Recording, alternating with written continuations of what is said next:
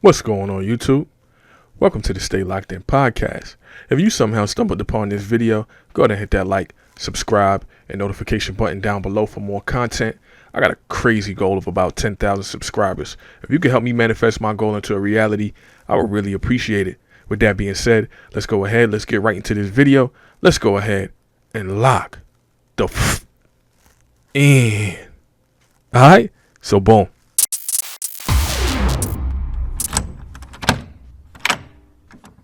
All right, let's get right into this video.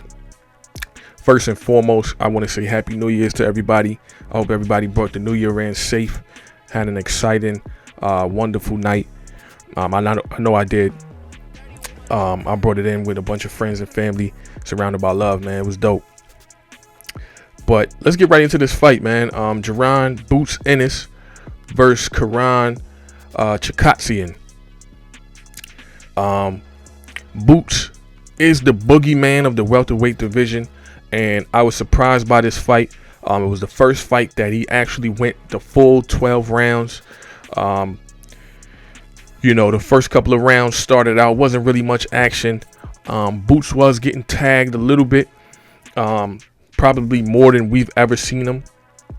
Chukhadzian was doing a good job of moving around, dancing around the ring, staying active. A lot of head movement, a lot of footwork, and I think he was just trying to frustrate Jaron Boots Ennis. I don't know if he really succeeded. Boots kept his composure. Pretty much, he was being pretty elusive pretty much the whole fight. The third and the fourth was pretty much the same. A lot of dancing. Boots was trying to pick up the pace a little bit. But it didn't really seem like Chukhadzian really wanted to engage with him. He was very careful. He was picking his shots. He did hit him with a couple of shots, like I said. Boots was out there. Boots was being Boots, man.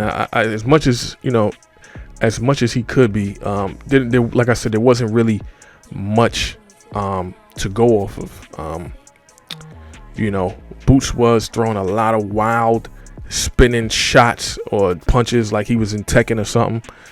I don't know what the hell he was doing with that, but he was holding his own, man. He was really controlling the fight, as much as Chukhadzian was moving around. 6th and the 7th round, I think Boots had just pretty much had enough and really started to pick the pace up a little bit, and they was pressuring him. Wasn't a dominating performance, but Boots was getting the job done, I believe. The 9th round, he was really trying to get the job done. He started pressuring him, walking him down, throwing more shots, letting his hands go, being more active. I think he just had enough of the dancing and all of the moving around and stuff like that. You could tell he started to look like he was winning the fight. It was pretty close up until that point. The 10th round, I believe, Boots hit him with probably one of the best shots of the fight. Hit him with a mean right hook. And surprisingly, Chukhadzian, he took it. He ate it. He ate it and kept it moving. Boots started to go to the body in the 10th round, slowing him down, breaking him down. Hitting him with a bunch of, I think he hit him with a real good body shot. You could visibly see that he was, a little hurt. And, all of that moving around had stopped in the 10th round. And, he was tagging him up a little bit more.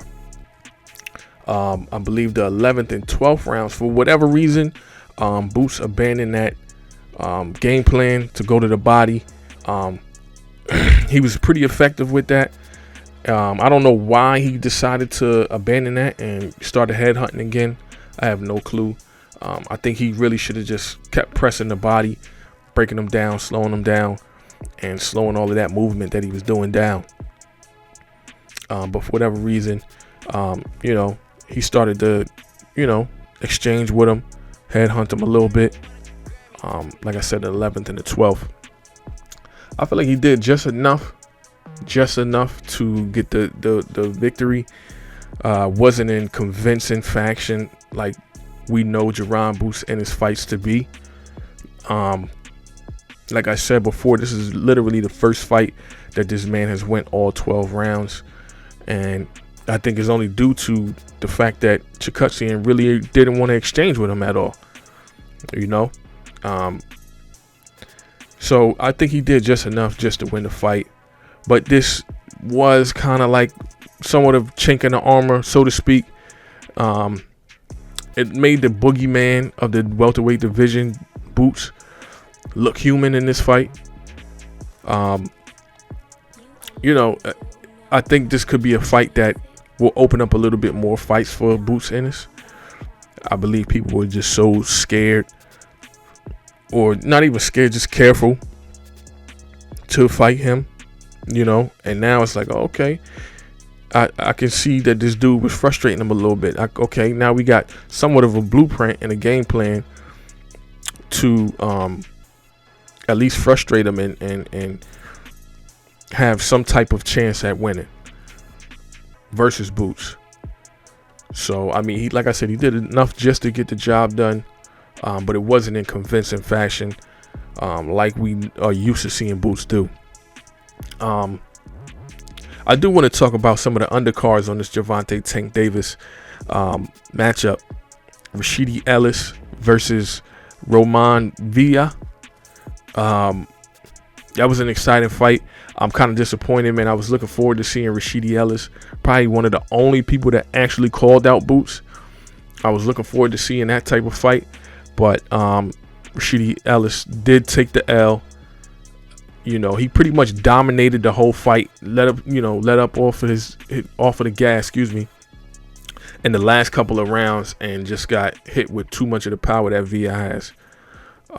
So I mean, that we can possibly be looking at that fight next. I would love to see him fight Virgil Ortiz, man. I think that fight definitely needs to happen sooner than later.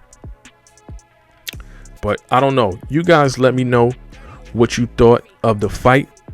You guys let me know who you think Jaron Boots Ennis should fight next. And if anybody needs to contact me or has something for me to react to, please send it to staylockedin24@gmail.com. With that being said, I hope everybody out there stays focused, stays prosperous, and stays locked in.